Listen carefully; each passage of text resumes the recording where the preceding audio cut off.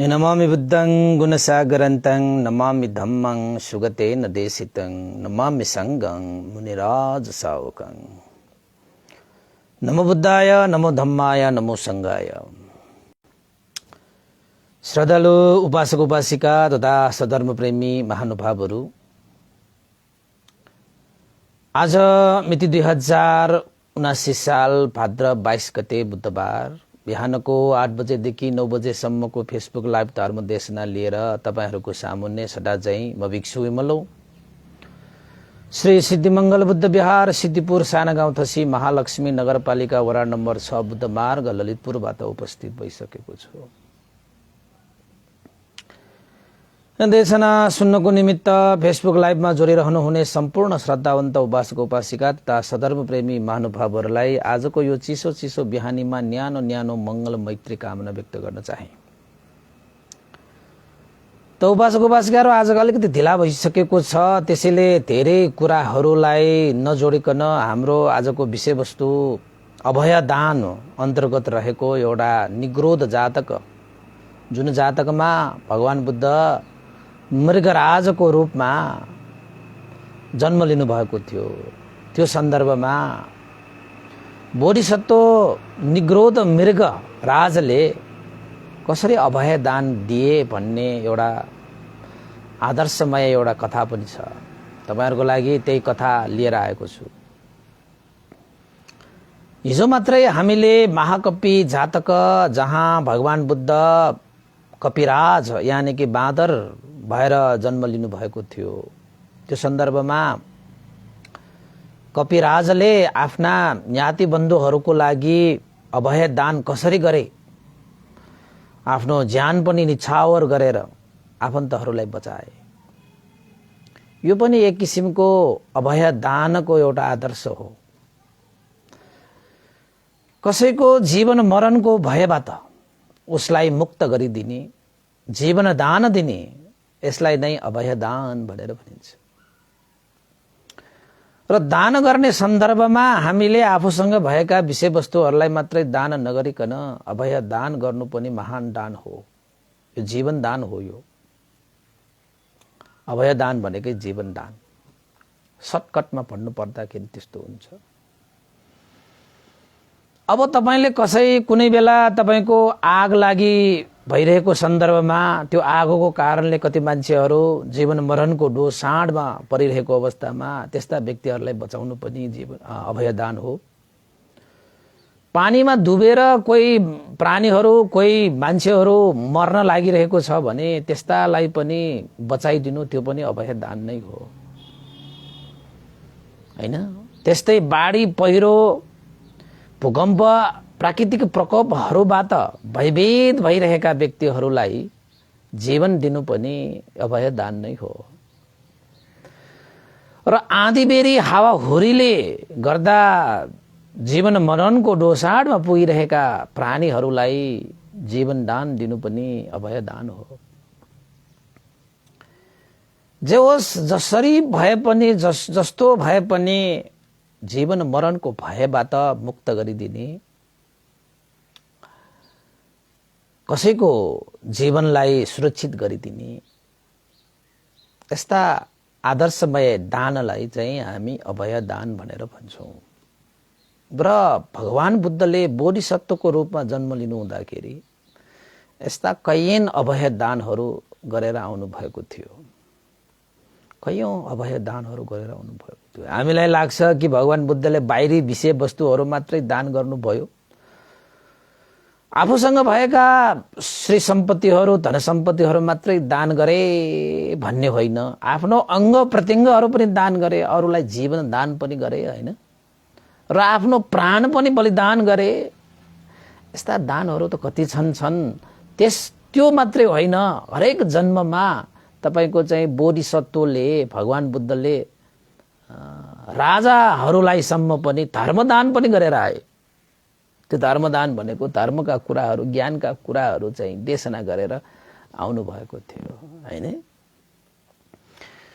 त्यसैले उहाँले देश दान गर्नु नभएको कुनै पनि विषय छैन, कुनै पनि विषय छैन। त्यसैले तपाई सच्चा भगवान बुद्धका अनुयायी हुनुहुन्छ भने ती दान गर्ने अवसर आए भने दान गरिहाल्नुपर्छ। जस्तै भन्तेहरूलाई धर्म देशना गर्ने अवसर आयो भने गरिहाल्नुपर्छ कि त्यो पछि तपाईँले त्यो गर्न पाउँछ पाउँदैन त्यो ठेगान छैन। त्यसैले चाहिँ दान दिनुमा अग्रसर हुनुपर्छ, त्याग गर्नुमा अग्रसर हुनुपर्छ। त्याग बिनाको त धर्म त सम्भवै छैन हैन। एउटा श्वास फेर्नको लागि पनि अर्को श्वास त्याग्नुपर्छ, श्वास त्यागेपछि न फेर्न सकिन्छ। त्यसरी नै हो। त्यसैले आज म तपाईहरुलाई यही निग्रोध जातक हैन एउटा देशना मात्रै तपाईहरुले सुनाइदिउँला। अब धेरै कुराहरु यो दानको विषयमा मैले पहिलाका ती देशनाहरुमा धेरै कुराहरु भनिसके। त्यसैले तपाईको जीवनलाई तपाईले दुःखबाट मुक्त गर्ने हो भने, परम सुख शान्त निर्वाण धर्मलाई साक्षात्कार गर्ने हो भने तपाईले धर्म कर्म गर्ने सन्दर्भमा तपाई त्यागबाट सुरु गर्दिनुस्। बिना त्याग त तपाईको धर्म शुद्ध परिशुद्ध हुँदैन। त्यागबाट सुरु गरिहाल्नुस्। त्यसलाई दान पारमिता भनेर भनिन्छ। दान पारमिता भनेर भनिन्छ।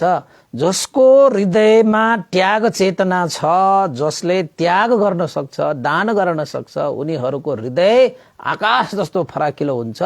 त्यस्तो आकाश जस्तो फराकिलोमा यो ब्रह्माण्ड अतिएको जस्तै यो आकाश जस्तो फराकिलोमा बुद्धत्व ज्ञान पनि अट्ने हुन्छ कि विशाल से विशाल ज्ञान पनि अट्ने हुन्छ कि। तपाईको मनै संकुचित छ भने त्यो विशाल से विशाल ज्ञानहरु कसै अट्छ त? अट्दैन नि।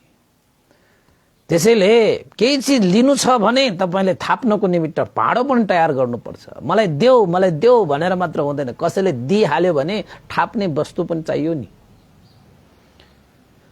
ल तपाईले एक मानाको भाडो लिएर आउनुभयो, मलाई एक पाठी देऊ भनेर कसैलाई तपाईले भन्नुभयो भने उसले करुणा चित्त राखेर तपाईलाई एक पाठी नै दिए भने तपाईले थाप्नु भएको भाडो एक मानाकै मात्रै छ भने उसले एक पाठी नै दिए पनि तपाईसँग हुने त एक माना नै हो नि।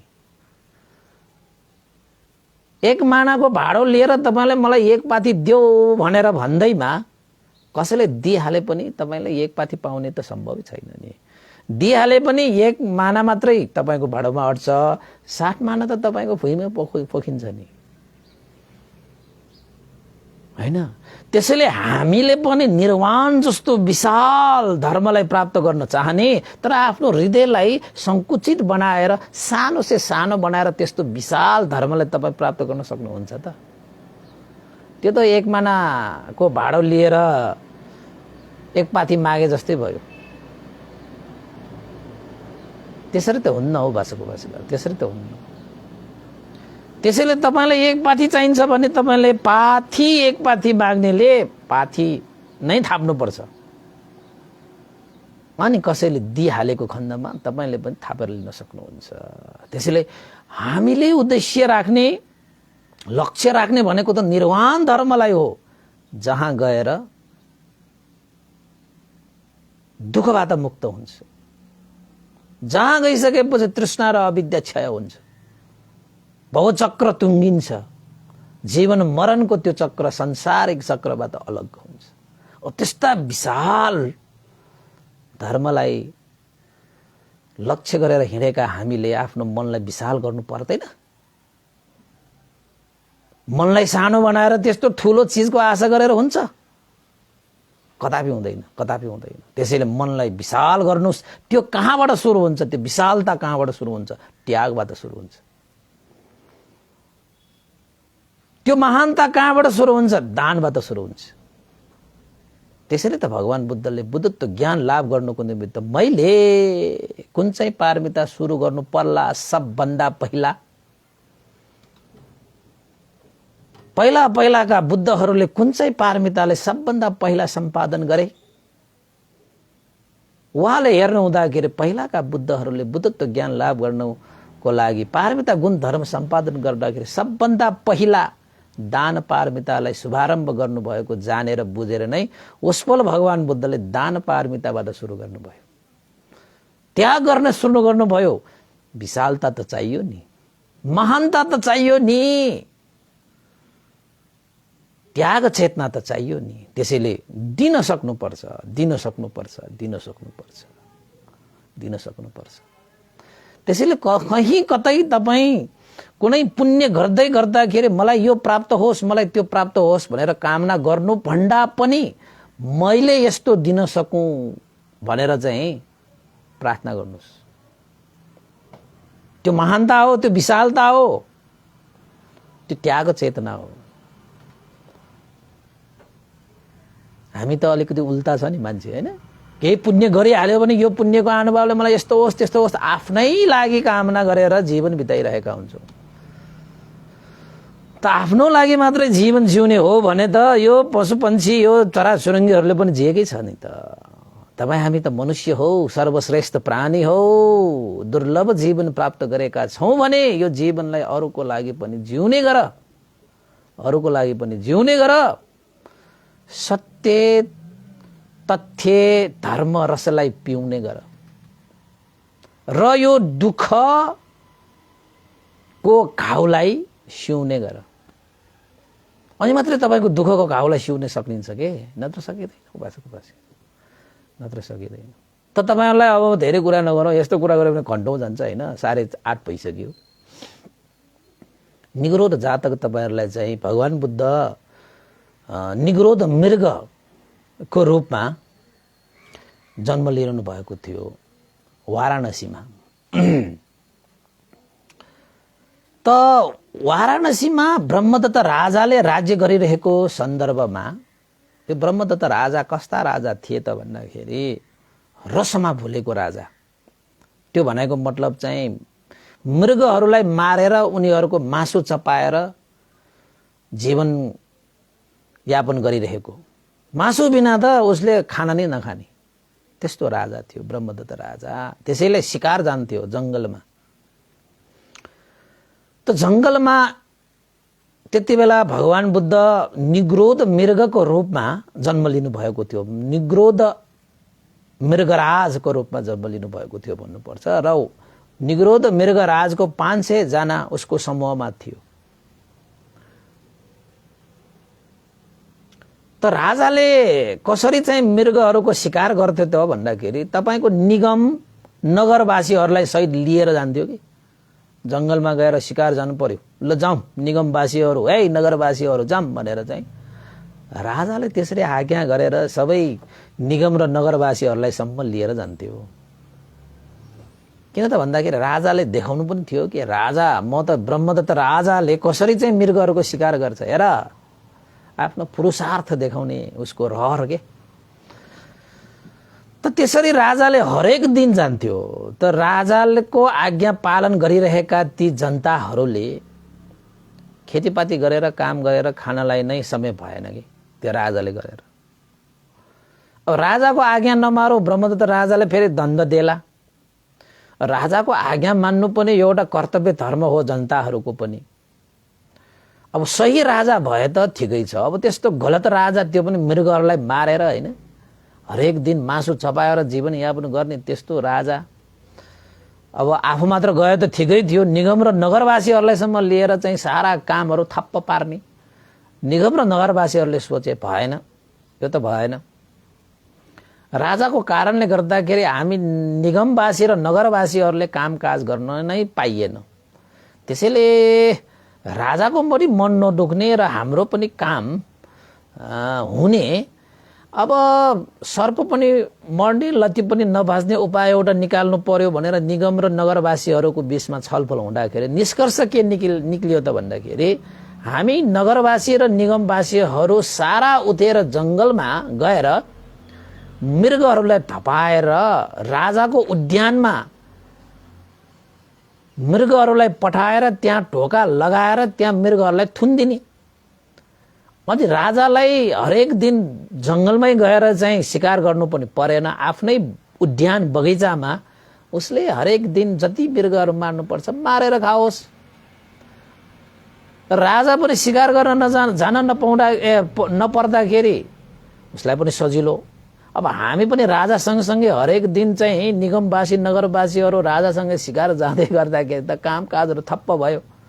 हो यही उपाय ठिक छ भनेर एक दिन चाहिँ निगमवासी र नगरवासीहरूले चाहिँ जंगलमा गएर सारा मृगहरूलाई तपाएछ कि लाठीहरू लिएर भालाहरू लिएर उनीलाई शिकार गर्न गएको चाहिँ होइन त सारा त्यो मृगहरूलाई धपाउँदै कतातिर ल्याए त भन्दाखेरि ब्रह्मदत्त राजाको उद्यानमा सबै मृगहरूलाई धपाउँदै ल्यायो कि धपाउँदै ल्याउँदाखेरि चाहिँ त्यहाँ दुई समूहका मृगहरू राजाको उद्यानमा थुनियो नगरवासी निगमवासीहरूले चाहिँ त्यो मृगहरूलाई त्यो उद्यानमा राखेर ढोका सोगा लगाएर थुनेर हैन राजालाई खबर गर्न गए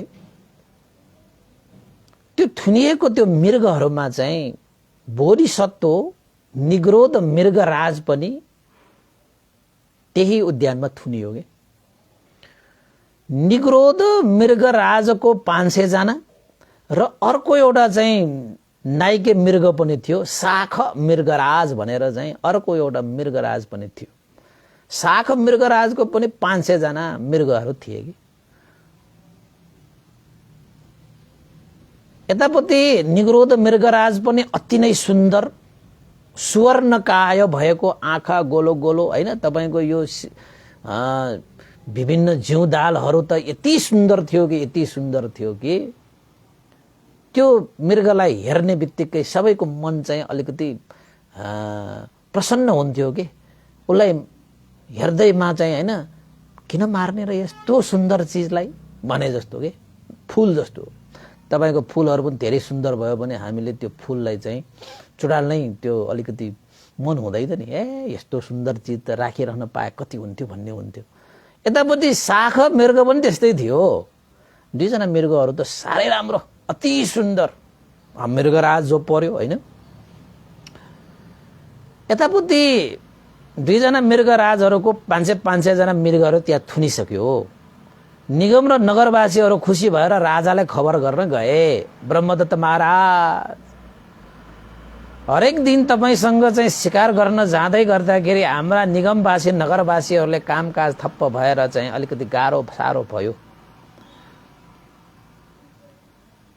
तर तपाईको त्यो हरेक दिनको शिकार गर्ने मृगको मांस सेवन गर्ने त्यो इच्छा चाहनालाई पनि हामीले मारेनौं त्यसैले हामीले जंगलका सारा मृगहरूलाई नै तपाएर हैन तपाईको जति सक्यो त्यति सारा भनेर अब सारा त नहोला हैन तपाईको उद्यानमा हामीले चाहिँ ठुनिरहेका छौं तपाईले आवश्यकता अनुसार जहिले जुन मृग चाहिन्छ तपाईले त्यही मृगहरू तपाईले शिकार गरेर खान सक्नुहुन्छ हामीलाई चाहिँ काम गर्ने अवसर दिनुस् महाराज भनेर भने राजा त छक्क परे ए हे निगमवासी र नगरवासीहरू के साँच्चै तिमीहरूले चाहिँ मृगहरूलाई धपाएर उद्यानमै राख्न ल्यायो हजुर महाराज हामीले त्यही गर्यौं साँच्चै हो र हो त्यसो भए म हेर्न चाहन्छु ठिकै छ महाराज आउनुस् भनेर चाहिँ उद्यानमा लग्दाखेरि त राजाले त मृगहरू त तनातन देखिहाले ती मृगहरूको बीचमा दुईजना मृगहरू चाहिँ एकदमै तपाईको सुन्दरकाय सुवर्णमय ओहो हेर्दैमा चाहिँ लोभ लाग्दो मृग दुईजना त्यसमध्येमा एकजना मृगराजको थिए निग्रोध मृगराज जो बोधिसत्वको रूपमा जन्म लिनु भएको थियो र अर्को एउटा शाख मृगराज भनेर त्यो पनि सुन्दर अति नै सुन्दर थियो सुवर्णकाय हेर्दै लोभ लाग्दो के जिउ दाल चटक्क मिलेको हैन छोयो कि बिग्रिहाल्ने खाले शरीर के त्यस्तो राम्रो थियो राजाले यसो विचार गरे हो रहेछ त बाबा यो बीचमा चाहिँ यो दुईजना मृगहरू चाहिँ कति राम्रा बाबा सुवर्णकाय उसका आँखाहरू हेरेर उसका सिङहरू हेरेर उसका जिउदालहरू खुट्टाहरू उसका चाहिँ सारा चीजहरू त कति सुन तल्केको जस्तो कि सुवर्णमय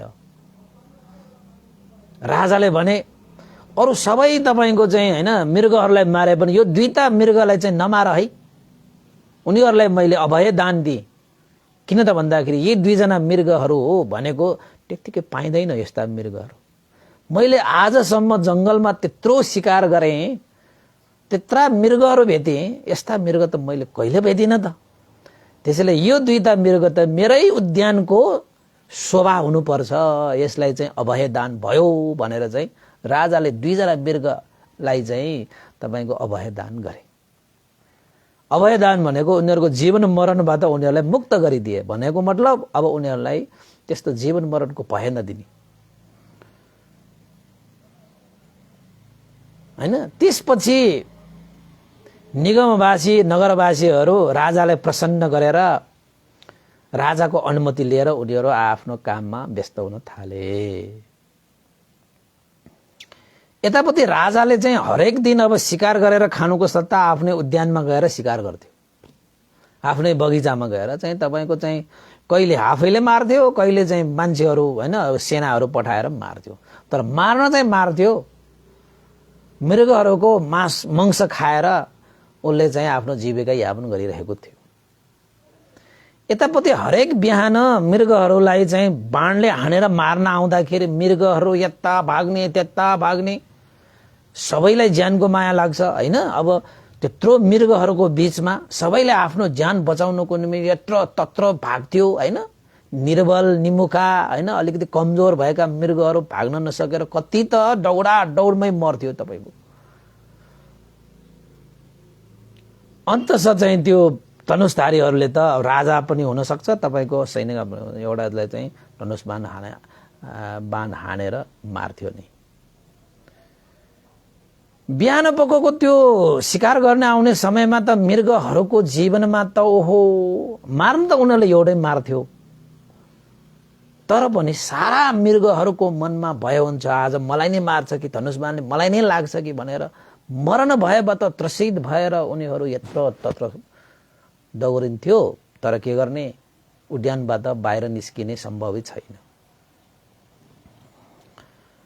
त्यसैले उनीहरूलाई धेरै दुःख भयो। मार्न त एउटै मार्ने, तर साराले आफ्नो जीवनै परित्याग हुन्छ कि भन्ने डर लिएर चाहिँ जीविका यापन गर्ने त्यो भयभीत अवस्था आउँथ्यो। त मृगहरूले चाहिँ के गरे त भन्दाखेरि छलफल गरे। यसरी त भएन बा, के गर्ने अब। राजाले त हरेक दिन त एउटा मृग त मार्छ नै। तर मार्ने क्रममा चाहिँ एउटालाई मार्न आउँदाखेरि सारालाई चाहिँ मरण भएबाट त्रसित भएर जीवन यापन गर्नुपर्ने परिस्थिति आयो। त्यसैले यस विषयमा छलफल गर्नु पर्यो भनेर चाहिँ उनीहरूले छलफल गरेर आफ्नो नाइके कहाँ गएर भने, अब हामी यसो गरौं, यो हरेक दिनको शिकारले त्रसित भएर जीवन यापन गर्नुपर्छ, यसबाट छुटकारा पनि छैन। त्यसै मर्नुपर्छ उसै मर्नुपर्छ। त्यसैले चाहिँ बरु त्यसरी चाहिँ भयभीत भएर जिउनु भन्दा बरु राजाले त दिनको एकजना मात्रै तपाईको मृग मार्ने हो। त्यसैले चाहिँ बरु एक जना चाहिँ बलिदान नै हुन जाने, पालै पालो हामी नै आफै चाहिँ समर्पित भएर दियो भने त अरु कमसे कम अरु भए पनि त धुक्क भएर चाहिँ बाँच्न पायो नि। आज यसको पालो आज उसको पालो भन्ने बित्तिकै अब पालो हुने चाहिँ आफ्नो एक दिन त मर्नु नै छ। पालो हुने मृगले चाहिँ आफू खुसी नै गएर राजाको शिकार भइदियो भने त अरु कमसे कम मृगहरूलाई त केही दिन भए पनि हैन, केही वर्ष भए पनि हैन, तपाईको कमसे कम चाहिँ अब चैनले त बस्न पायो, खान पायो हैन, जीवन मरणको भए त भएन नि भनेर छलफल गरे। र यतापट्टि निग्रोध मृगराज र यता शाख मृगराजले ती कुराहरूलाई चाहिँ स्वीकारेर आफ्नो टोलीमा आफ्नो समूहलाई त्यो कुरा चाहिँ मान्य गरिदिए। त्यो भनेको के हो त भन्दाखेरि, ल त्यसो भए निग्रोध मृग राजको टोलीबाट एक दिन एउटा मृगले चाहिँ आफ्नो बलिदान दिने, अर्को दिन चाहिँ शाख मृग राजको टोलीले एउटा मृग बलिदान गर्ने। यसरी भयो भने पालै पालो, कहिले उसको पालो, कहिले यो टोलीको पालो, कहिले ऊ टोलीको पालो। त्यसमा पनि अब तपाईको टोलीमा आज कसको पालो, भोलि कसको पालो भन्ने मृगलाई छुट्याउने तपाईको जिम्मा। अब यतापट्टि चाहिँ मेरो जिम्मा भनेर दुईजना चाहिँ निग्रोध मृगराज र शाख मृगराजले जिम्मा लिए हेर्नुहोस् है। त्यसो हुँदाखेरि चाहिँ जो पालो आएको छैन ऊ त कमसेकम मजाले जिउन पायो नि। नत्र भने त तपाईको धनुषबाण टाक्ने बित्तिकै उसलाई मार लागि भनेर त्यहाँ मृगहरू यत्र तत्र भाग्दै जाँदाखेरि सबलाई आफ्नो ज्यानको त माया लागिहाल्छ हैन। कमसेकम एकैछिन बढी भए पनि बाँचौँ भन्ने हिसाबले उनीहरूले चाहिँ सङ्घर्ष त गरिहाल्छ। त्यो हिसाबले त्यहाँ चाहिँ एकदमै कोलाहल भयो, अशान्ति भयो हैन, त्रसित भयो, भयभीत भयो के त्यो वातावरण। बरु एक दिनमा चाहिँ एउटाले आफ्नो जीवन बलिदान दियो भने त बाँच्नेहरूलाई त कमसेकम सुख शान्ति हुन्छ भन्ने त्यो निर्णयमा पुगेछ के। त्यो निर्णय अनुसार चाहिँ कहिले निरोध मृगको समूहबाट एकजना मृगले आफ्नो ज्यान दिन्थ्यो, उसको पालो आफ्नो पालोमा उसलाई मारिन्थ्यो। राजाले त्यही अनुसार चाहिँ मृगहरूलाई चाहिँ मारेर काटेर खान्थ्यो। कहिले यता शाख मृगराजको पालोमा त्यहाँ पनि एउटा उसको पालो अनुसार जसलाई राखिरहेको छ उसले जसलाई चाहिँ पालो दिइरहेको छ त्यो चाहिँ अब सुरुक्कै जीवनै त्याग गरेको के। त्यसरी गर्दै थियो, हुँदै थियो, चल्दै थियो हैन। त्यो क्रम चाहिँ निरन्तर हुँदै थियो। के गर्ने अब, निरह छ बिचरा। हामीले चाहिँ अरू प्राणीहरूलाई त्यसरी निरह भनेर चाहिँ उनीहरूले सकेको भए त आन्दोलन गर्थ्यो होला, सकेको भए त युद्ध गर्थ्यो होला त्यो राजासँग हैन, सकेको भए त त्यहाँबाट उडेर आउँथ्यो होला। तर त्यो सम्भव भएन। त उनीहरूले चाहिँ आफ्नो जीवनलाई समर्पण गर्नु पर्यो, स्याक्रिफाइस भन्छ नि त। के गर्ने त अब, सक्दै सकेन त के गर्ने। त्यस्तो भइरहेको थियो हैन।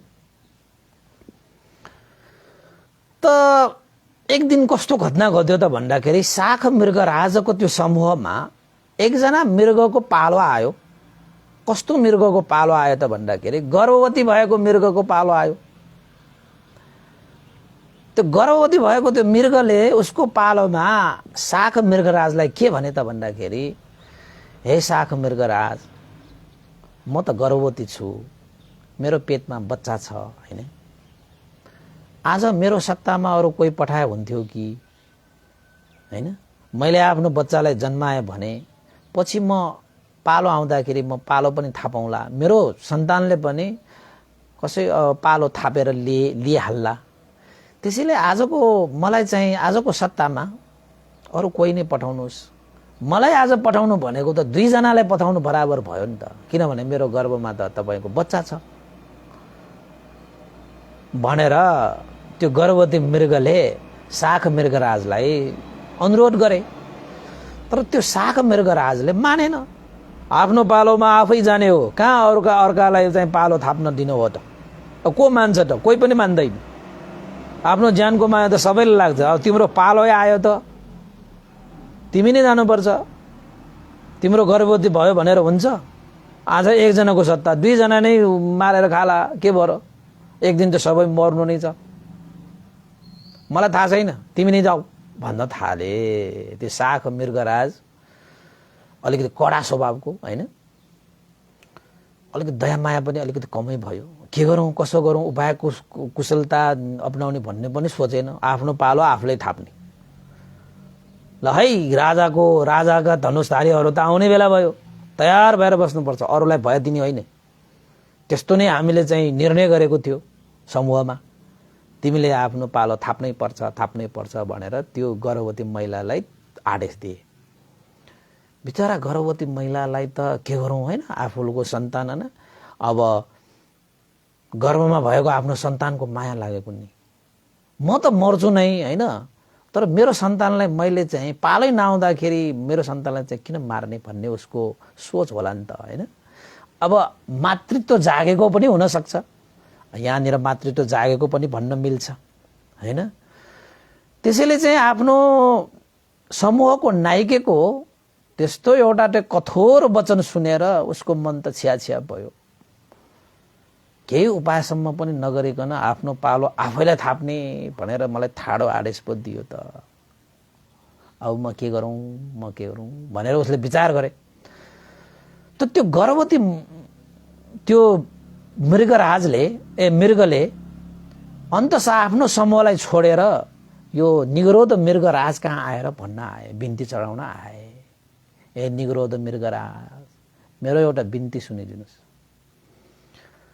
म गर्भवती छु, मेरो पेटमा मेरो बच्चा छ। पालो क्रम अनुसार आज मेरो पालो रहेछ। मैले आफ्नो नाइकेलाई भनेको पनि थिएँ, म त गर्भवती छु हैन, मेरो पेटमा बच्चा छ। पालो त मेरो हो नि, मेरो कारणले मेरो बच्चा पनि त मर्ने भयो नि। मेरो बच्चा काखमा भएको त्यो बच्चा, कोखमा भएको बच्चा, उसलाई के थाहा पालो सालोको कुरा। त्यसैले उसलाई जन्म दिन लगाऊ, पछि मैले चाहिँ आफ्नो पालो थापेर ल्याउँला, मेरो सन्तानले पनि पालो थाप्ला। आजको लागि अर्कै गर्नुहोस् न भन्दाखेरि पनि कुनै उपाय नै नगरिकन मलाई थाहा र आदेश दियो, आफ्नो पालोमा आफै पो जाने त। सबैलाई ज्यानको माया छ नि, अब तिम्रो पालोमा तिमी जाने हो नि त भनेर भन्न थाले। मलाई आफ्नो सन्तानप्रति साह्रै माया लागेर मैले यस्तो भनेको। के गर्ने होला हे निग्रोध मृगराज, केही उपाय छ भने तपाईँले गरिदियोस् न भनेर त्यो गर्भवती मृगनी भन्नु पर्यो होइन। मृगले चाहिँ बोधिसत्व निग्रोध मृगराजलाई बिन्ती चढाउन आए। बोधिसत्व पर्यो करुणामय होइन, मैत्री करुणाले भरिभराउ भएको हृदय भएको बोधिसत्वहरू भने त त्यस्तो हुन्छ, करुणामय हुन्छ होइन। त्यसपछि निग्रोध मृगराजले के सोचे त भन्दाखेरि अब पालो त कसले थाप्ला र, अब उसको समूहको हो मृगहरूले त पालो थापेन। त्यो समूह नायिकाले त त्यो कुरा स्वीकारेन भने अब मैले चाहिँ आफ्नो समूहमा मृगहरूलाई पालै नभएको दिनमा कसरी आफ्नो मृगहरूलाई मैले पालो दिन लगाऊँ, कसले मान्ला र। एक दिन भए पनि एकछिन भए पनि त जिउने चाहना गरेर मृगहरू धनुषबाण टाक्दाखेरि यत्रो तत्रो भाग्ने यी मृगहरू अब एक दिन अगाडि नै मर्नु पर्दाखेरि त कसले मान्छ र, मान्दैन। फेरि हाम्रो टोलीको पालो पनि होइन फेरि। तर यो गर्भवती महिलाको त्यो आमाको त्यो ममतालाई मैले चाहिँ मार्न सकिनँ भनेर चाहिँ बोधिसत्वले के भने त भन्दाखेरि ठिकै छ, अब आफ्नो मातृत्वको कारणले गर्दाखेरि आफ्नो कोखमा भएको आफ्नो सन्तानप्रतिको त्यो प्रेम, त्यो माया, त्यो ममता, त्यो मैत्री, त्यो करुणालाई म सम्मान गर्छु। ए मृग, ठिकै छ, आज तिम्रो पालोमा तिमी जान चाहन्नौ, सन्तान जन्माएर पछि मात्रै पालो थाप्न चाहन्छौ भने अब म अरूलाई त कसरी भनौँ र, त्यसो भए तिम्रो सत्तामा आज म आफै जान्छु। तिम्रो सत्तामा म आज म आफै जाउँला। योभन्दा अर्को उपाय म देख्दिनँ। अरूलाई पनि मैले पालै नहुँदाखेरि पनि अरूलाई पनि मैले जाऊ भन्नु पनि मिलेन, आफ्नो टोलीको पालो पनि भएन। अब यतापट्टि गर्भवती भएकी महिला त्यो मृग होइन, उसको प्रार्थना, उसको याचना, उसको बिन्ती भावलाई पनि टार्न सकेन। किन? बोधिसत्वहरूको मन त विशाल हुन्छ के तपाईँको, आकाश जस्तो विशाल, जे पनि अट्छ के, जे पनि अट्छ। यो मनै संकुचित भएको, केही नअट्ने मन होइन नि त बोधिसत्वको होइन। त बोधिसत्वले नरौ बहिनी, म छु, तिम्रो पालो थाप्ने म छु, म गइदिउँला भनेर भने त। अनि जहाँ चाहिँ तपाईँको त्यो मृगहरूलाई मार्ने ठाउँ छ त्यहाँ ऊ सरासर गएछ। सरासर गइसकेपछि त्यो मृगहरूलाई मार्ने सेनाहरूले त यसो हेर्छ त, निग्रोध मृग पो आएछ त आज।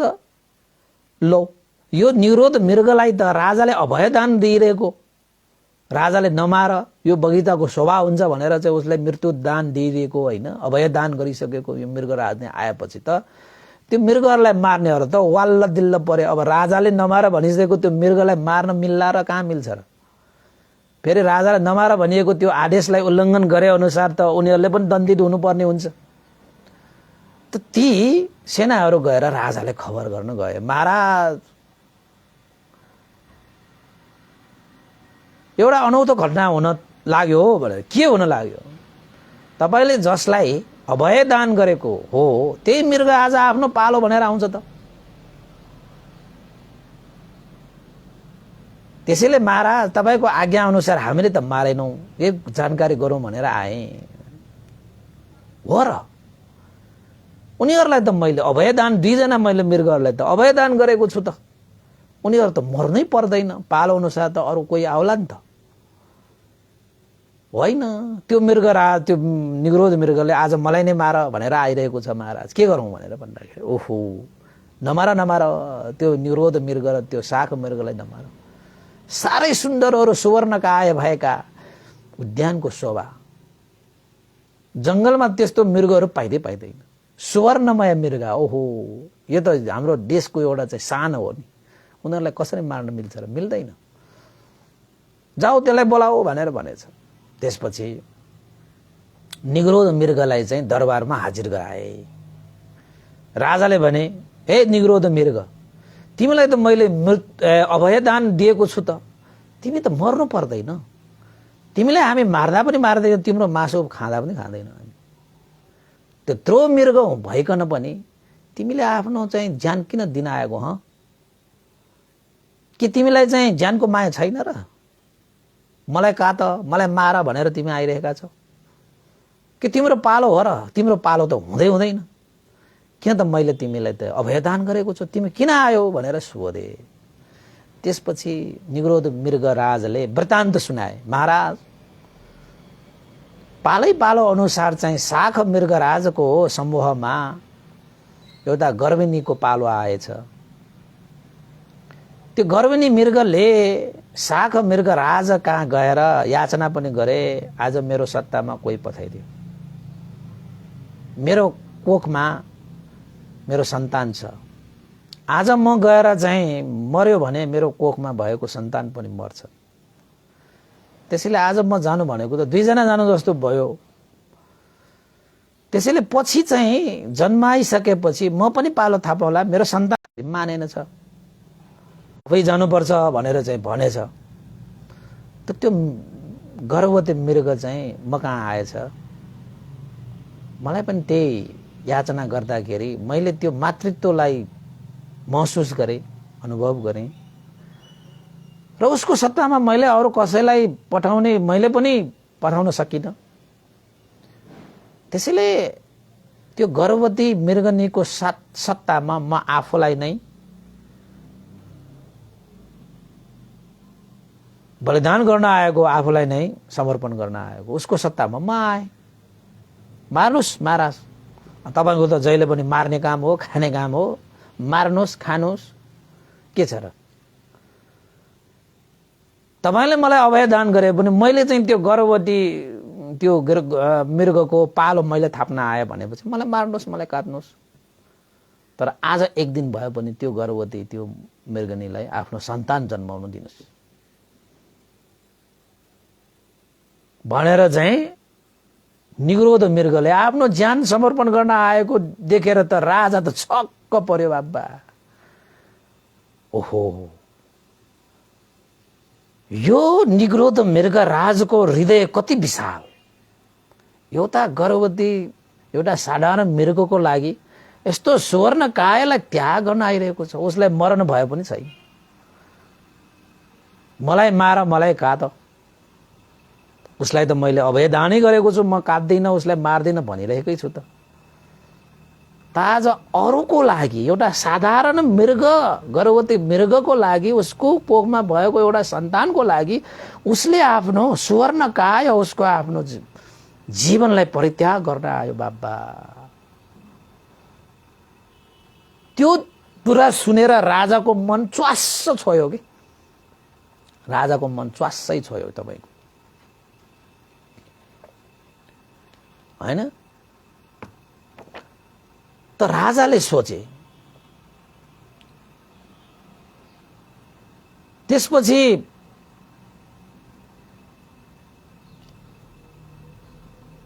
राजाले विचार गरे जब एउटा मृगले एउटा त्यो गर्भवती मृगको ज्यान बचाउनको निमित्त आफ्नो ज्यान समर्पण गर्न आउन सक्छ भने म त राजा पो हो त म त मनुष्य पो हो त कस्तो ठुलो हृदय भएको यो मृग जस्तो रूप छ त्यस्तै मन पनि सुन्दर छ उसको रूपकाय सुन्दर भए जस्तो उसको मन पनि त्यतिकै सुन्दर रहेछ राजा त उसको कुरा सुनेर प्रसन्न भए। राजाले के घोषणा गरे? हे निग्रोध मृगराज, तिम्रो कुरा सुनेर मलाई साह्रै शीतल भयो, आनन्द भयो। यस्तो कुरा त मैले मनुष्यहरूमा पनि यस्तो त्याग, यस्तो तपस्या, यस्तो बलिदान, यस्तो सहनशीलता, यस्तो ममता, यस्तो करुणा मैले देखेको छैन। कसैले एउटा साधारण मृगको लागि आफ्नो ज्यान समर्पण गर्छ, हैन? राजा खुसी भएर के भने त भन्दाखेरि, हे निग्रोध मृगराज, तिमीलाई जसरी मैले अभय दान दिएको थिएँ त्यसरी त्यो गर्भवती मृगलाई पनि मैले अभय दान दिएँ। ल, त्यो गर्भवती मृगलाई पनि म मार्दिन, उसलाई पनि अभय दान भयो। तिमीलाई पनि अभय दान त दिएकै थिएँ त मैले। मजाले बाँच, मजाले चाहिँ चढ बगैँचामा भनेर भनेछ। त्यसपछि निग्रोध मृगराजले के सोचे त भन्दाखेरि, हे राजाको मनमा त धर्म चेतना पलायो त, हैन? धर्म चेतना पलायो। यसै बेलामा हो मैले राजालाई धर्मको कुराहरू सुनाउनु पर्छ भनेर त्यो मृग, त्यो निग्रोध मृगराजले के भने त भन्दा, महाराज मलाई अभय दान दिएर त्यो एउटा चाहिँ गर्भवतीनीको अभय दान गरेर के त्यत्रो साह्रो ठुलो कुरा भएर तपाईले गर्भवती त्यो गर्भिणी महिलालाई नमारे पनि अरू मृगलाई त मार्नै हुन्छ त। जसरी त्यो गर्भवती महिलालाई आफ्नो ज्यानको माया छ, अरू मृगहरूलाई पनि त्यस्तै माया छ ज्यानको। कसलाई मर्न मन लाग्छ र? देख्नु भयो नि तपाईले धनुषबाणमा त ताक्दाखेरि कति मृगहरू चाहिँ लछाड पछाड हुन्छन्, तितर भित्र हुन्छन् त्यहाँ। महाराज सबै मरणदेखि डराउँछन्, मृत्युदेखि त्रसित हुन्छन्, सबैलाई जिउने चाहना हुन्छ। मर्ने चाहना त कसरी हुन्छ, कसलाई हुन्छ र महाराज? मर्ने चाहना र कसरी हुन्छ र? तपाईले मलाई र त्यो गर्भवती मृगलाई मात्रै अभय दान दिएर अरूलाई त तपाईले मार्नै हुन्छ। हामी दुईजनाले मात्र अभय दान गरेर के गरौँ? अरू सारा के मृगहरूको त मरण भए छँदैछ।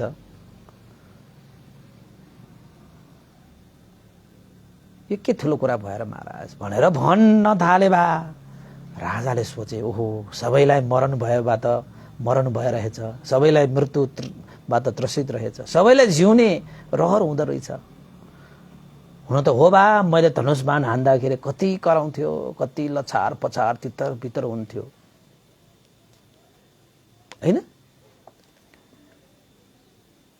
त्यो निग्रोध मृगराज सुवर्णकाय त्यो मृगराजको त्यो कुरालाई सुनेर राजाको मन पग्लियो कि राजाको मन पग्लियो। राजाको मन पग्लिएर के भने त भन्दाखेरि, हे निग्रोध मृगराज, तिम्रो कुरा सुनेर मेरो मन त शीतल भयो, शान्त भयो बाप्पा।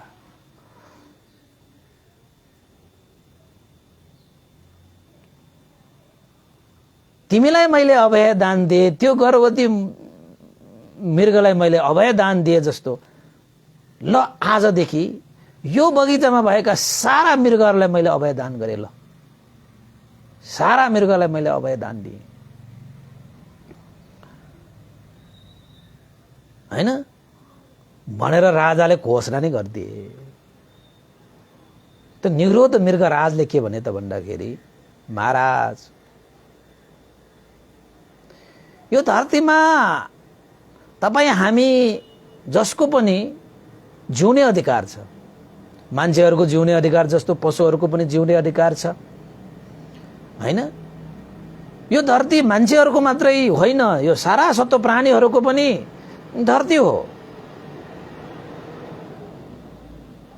अब यो मृगहरू भनेका त निरीह बलशक्ति नभएकाहरू, राजाहरू भनेका त तपाईको बलशक्तिहरू, उनीहरूले चाहिँ हात हतियारहरू चलाएर उनीहरूको हत्या गर्न सक्छ।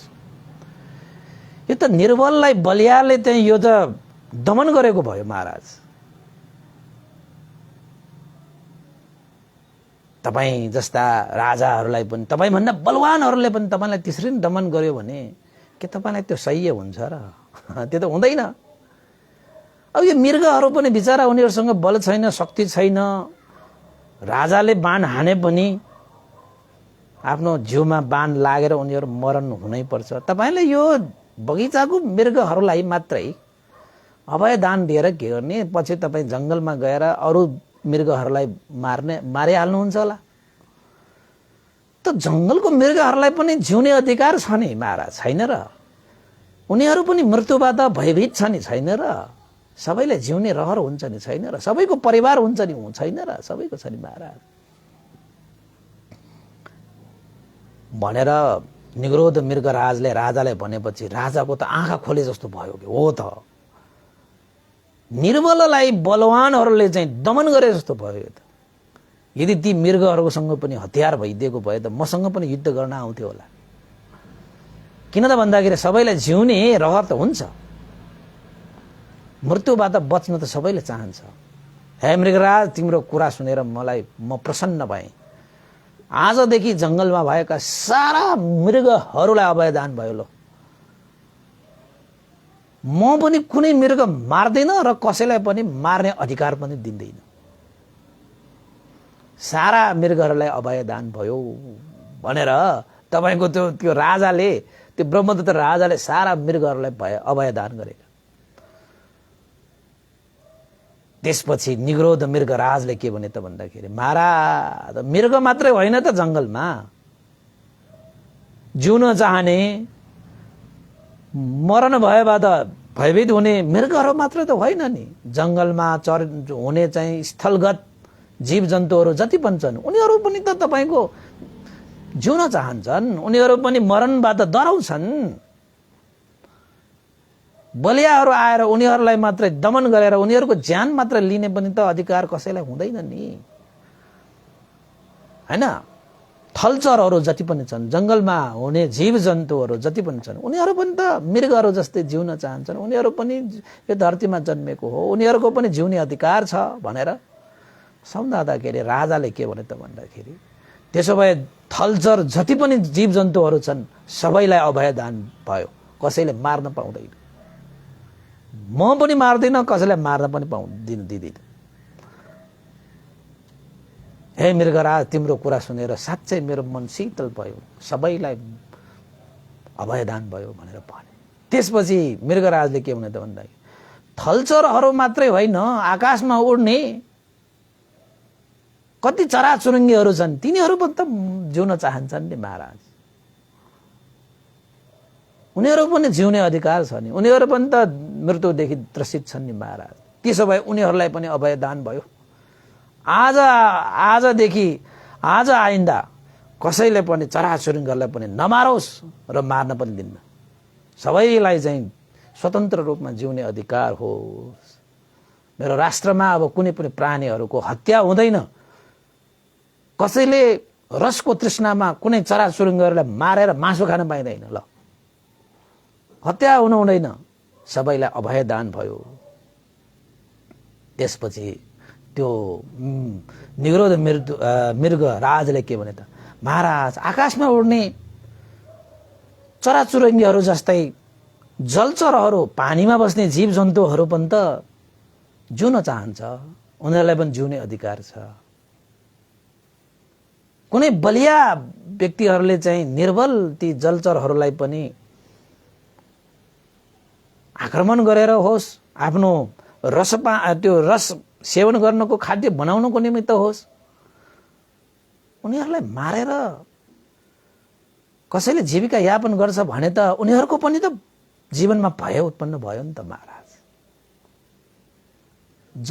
जलचर प्राणीहरू पनि त प्राणी हो नि महाराज भनेर भन्ने बित्तिकै राजाले के भने त, आज आइन्दादेखि जलचरहरूको पनि कसैले हत्या नगरियोस्। मेरो राष्ट्रमा अब आइन्दा कसैले पनि जलचरहरूलाई मार्न पाउने छैन। जलचर पानीमा बस्ने जलचर सारालाई पनि अभयदान भयो भनेर आखिरमा राजाले जलचर, थलचर र आकाशमा उड्ने चराचुरुङ्गी सारा आफ्नो राष्ट्रमा सारा प्राणीहरूको लागि चाहिँ अभयदान गरे। अभय दान गरे। त्यसपछि निग्रोध मृगराजले भने, साधु साधु महाराज, सबैलाई जिउने इच्छा भए जस्तो सारा प्राणीहरूलाई जिउने इच्छा हुन्छ, सबैलाई मृत्यु भए जस्तो सारा प्राणीहरूलाई मृत्यु भए हुन्छ, सबैलाई यो संसारमा जिउने अधिकार भए जस्तो सत्तो प्राणीहरूलाई पनि जिउने अधिकार छ। बलियाले निर्बललाई यसरी दबाउने हो भने यहाँ को भन्दा को कम छ र? यसरी बलवानले निर्बललाई यसरी दमन गर्ने हो भने यो संसार त अशान्तमय हुन्छ। बलियो हुने बित्तिकै निर्भरहरूलाई दमन गरेर मार्ने काट्ने हुन थाल्यो भने त यो संसारमा शान्ति कहाँबाट आउँछ? त्यसैले महाराज, हामीले आफ्नो जीवनमा शील पालन गर्नुपर्छ।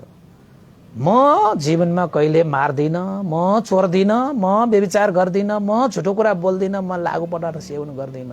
यो जति पनि कार्यहरू हामीले चाहिँ आफ्नो जीवनमा धारण गर्यो भने यसले सारा जीवनलाई अभयदान गरेको जस्तै हुन्छ, अभयदान गरेको जस्तै हुन्छ। त्यसैले महाराज, तपाईले पनि आफ्नो जीवनमा अरूलाई सुरक्षा गरे जस्तो तपाईले त अभयदान गरेर तपाईबाट त सारा प्राणीहरू, जलचर, थलचर र आकाशमा उड्ने चराहरू त तपाईकोबाट अभयदान भयो, उनीहरू सुरक्षित भए। तपाईले आफ्नो जीवनलाई पनि सुरक्षित गर्नुहोस्। तपाईले महाराज आफ्नो जीवनलाई सुरक्षित गर्नुहोस्। त्यसको लागि तपाईले पञ्चशील पालन गर्नुहोस्। के पालन गर्नुहोस् रे? पञ्चशील पालना गर्नुहोस्। त्यो भनेको मार्दिन, चोर्दिन, तपाईको चाहिँ व्यभिचार गर्दिन, झुटो कुरा बोल्दिन, त्यसपछि लागु पदार्थ सेवन गर्दिन भन्ने यो पञ्चशीललाई पालन गर्नुभयो भने तपाईले आफूलाई सुरक्षा दिनुभएको भयो, सुरक्षा दिनुभयो भनेर त्यो निग्रोध मृग राजाले ब्रह्मदत्त राजालाई पनि पञ्चशीलमा प्रतिष्ठित गराएर धार्मिक राजाको रूपमा परिणत गराए। राजाले पनि त्यो मृग राजाको त्यो उपदेशलाई सिरोपर गरेर ल उसले अरूको लागि मात्र अभय दान गरेन, अरूको ज्यानलाई मात्र सुरक्षित गरेन। त्यो ब्रह्मदत्त राजाले निग्रोध त्यो मृग राजाको त्यो पञ्चशील धर्मलाई जीवनमा धारण गरेर पालन गरेर उसले आफ्नो जीवनलाई पनि अभय दान गरे, यानी कि सुरक्षित गरे।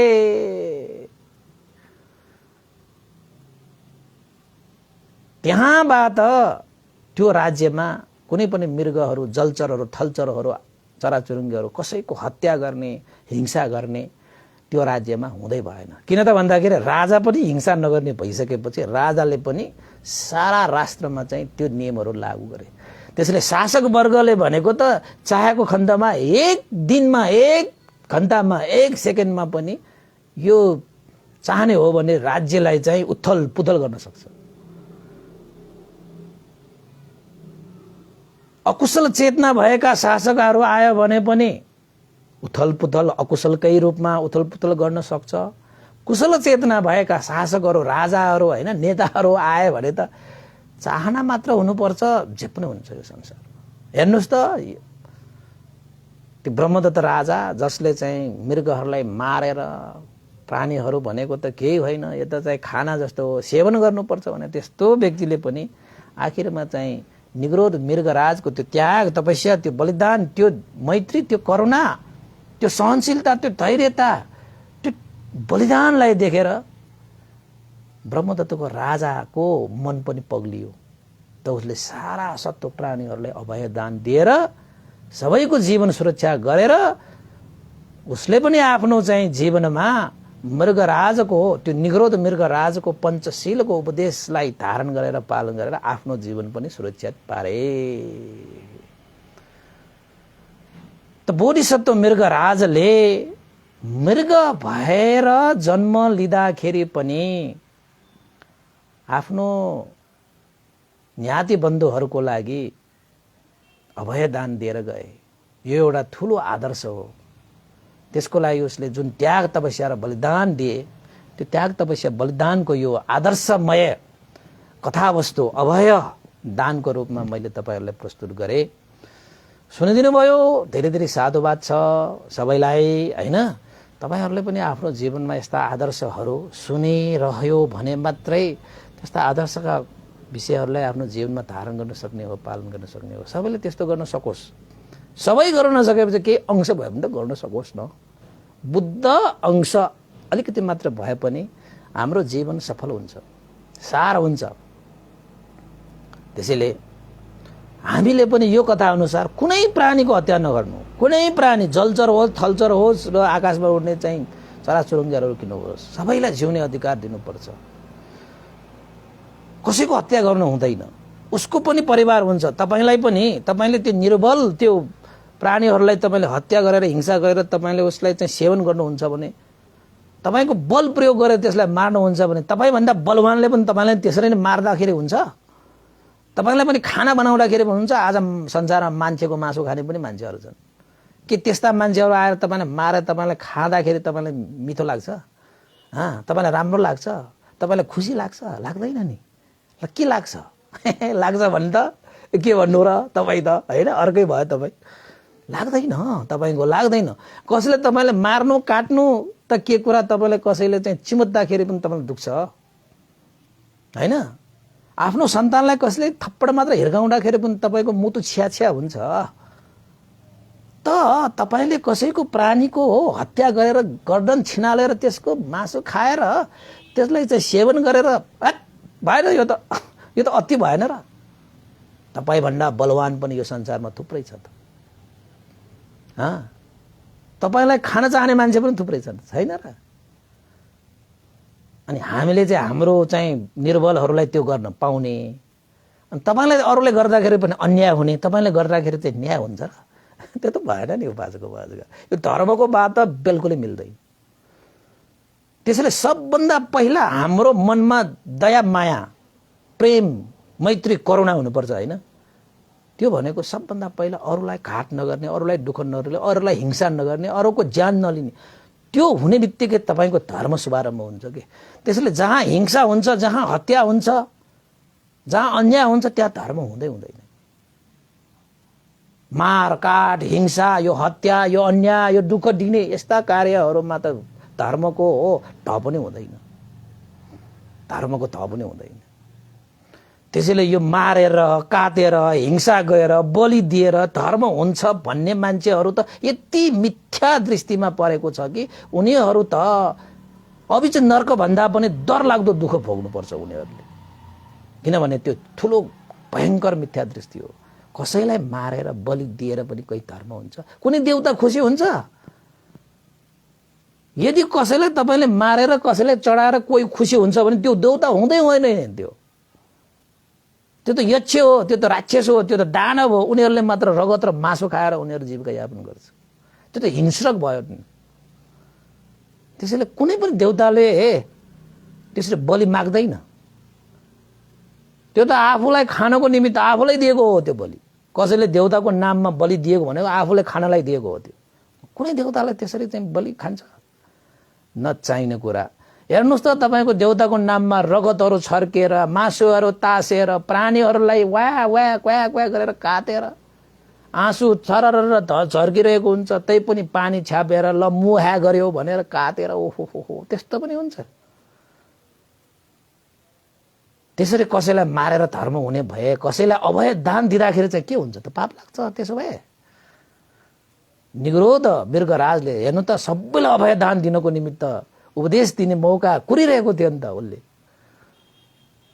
त राजाले पनि अभय दान दियो। उसलाई त त्यति बेला नै सुख भयो, शान्ति भयो। ओहो, कसैलाई जीवन लिँदाखेरि उसलाई जति सुख भइरहेको थियो, आनन्द भइरहेको थियो, मासुहरू चपाउँदाखेरि उसलाई जुन चाहिँ मजा लागिरहेको त्यो भन्दा त उसलाई चाहिँ सबैलाई जीवन दान दिँदाखेरि उसलाई त्योभन्दा हजारौँ, लाखौँ, करोडौँ, अरबौँ, खरबौँ, असङ्ख्य उसलाई सुख प्राप्त भयो। त्यसैले त उसले पञ्चशील पालन गरेको। आफ्नो जीवनलाई पनि सुरक्षा गर्नुहोस् उपासक उपासिकाहरू, होइन? त उपासक उपास धेरै कुरा गऱ्यो भने त मलाई फेरि धेरै कुराहरू आउँछ, होइन? अझै ढिला भइसक्यो। आज बिहारमा भजन गराउन आउने उपासक उपासिकाहरू पनि छन्, होइन? उहाँलाई पनि देशना गर्नै पर्छ। 10 बजे टाइम दिएको छु र उहाँहरूलाई पनि अलिकति धर्मको कुराहरू सुनाउनै पर्ने हुन्छ। त्यसैले चाहिँ आजको लागि यति नै गरौँ। उपासक उपासिकाहरू भवतु सबमङ्गलं सुनिदिनु भयो, धेरै धेरै साधुवाद। यो पुण्यको अनुभवले श्रद्धेय गुरुवर ज्ञानपूर्णिक महास्थिर भन्ते लगाएर श्रद्धेय गुरुवर स्यादो उपनिषद सम्पूर्ण गुरुजनहरूमा देवता मनुष्य सत्व प्राणीहरूमा यो पुण्य प्राप्त भयो। उहाँहरूको पनि हित सुख होस्। तपाईँहरू सबैको ज्ञाति बन्धुहरूको लागि पनि यो पुण्य प्राप्त भयो। उहाँहरूको पनि हित सुख होस्। र आज कसैको चाहिँ अनुमोदन गर्ने म छ भने भोलि मात्रै गरौँला। आजलाई यति नै गरौँ। भवतु सब मङ्गलम्। इदं नो ज्ञातिनं होतु सुखिता वन्तु ज्ञातयो। इदं नो ज्ञातिनं होतु सुखिता वन्तु ज्ञातयो। इदं नो ज्ञातिनं होतु सुखिता वन्तु ज्ञातयो। एतावता च मे हि सम्भतं पुण्यसम्पदं सब्बे देवानुमोदन्तु सब्ब सम्पत्ति सिद्धिया। एतावता च मे हि सम्भतं पुण्यसम्पदं सब्बे सत्तानुमोदन्तु सब्ब सम्पत्ति सिद्धिया। एतावता च मे हि सम्भतं पुण्यसम्पदं सब्बे भूतानुमोदन्तु सब्ब सम्पत्ति सिद्धिया। साधु साधु साधु साधु भवतु सब मङ्गलं। सबैको जय होस्, मङ्गल होस्, कल्याण होस्। सबैलाई साधुवाद।